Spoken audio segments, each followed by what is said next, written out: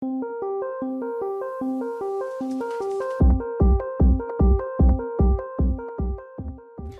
before finishing by showing how I find a record and modify it from the database, let me just show this code running.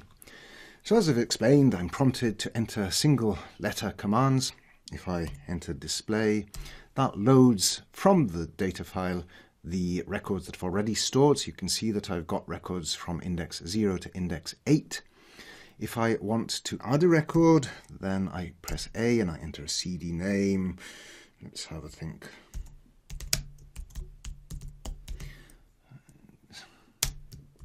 There's my CD name. Artist. Oops.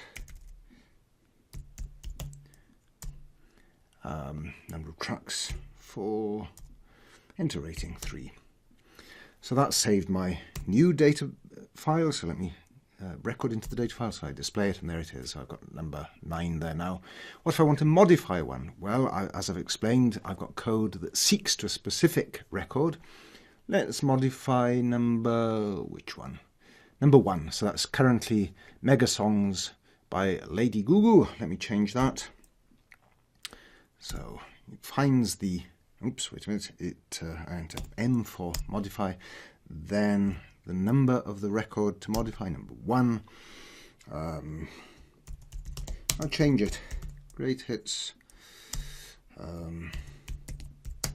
Dolly Parton, 45. Dolly has so many hits, and rating, oh no, rating, give it a 5 rating. Display now. And you can see that number 1 is now a new CD record. It's been modified, and now it is the new record that I entered. So I'm ready to look at how I implemented the ability to modify a record. Let's go back to the code. Let me quit this first.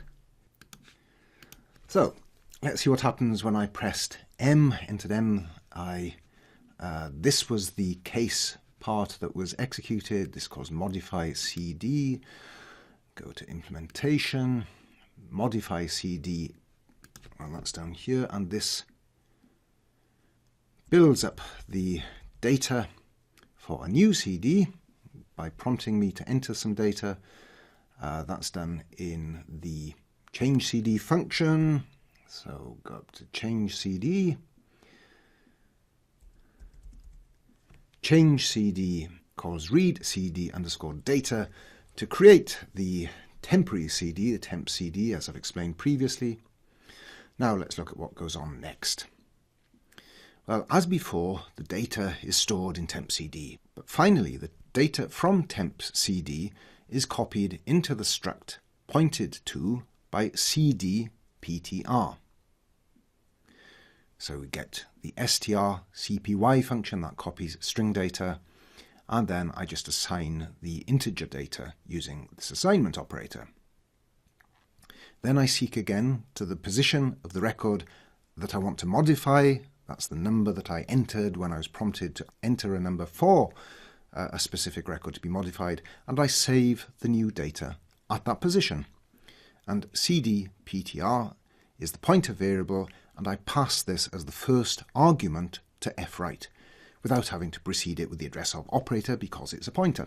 But what's this operator?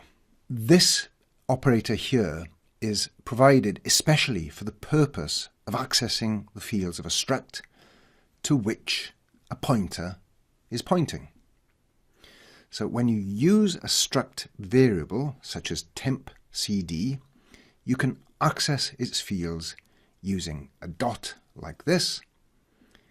But here I'm not using temp CD directly, I'm pointing to it from the pointer cd_ptr. And so that's why I've had to use this special operator, which is a dash followed by a right pointing angle bracket like that.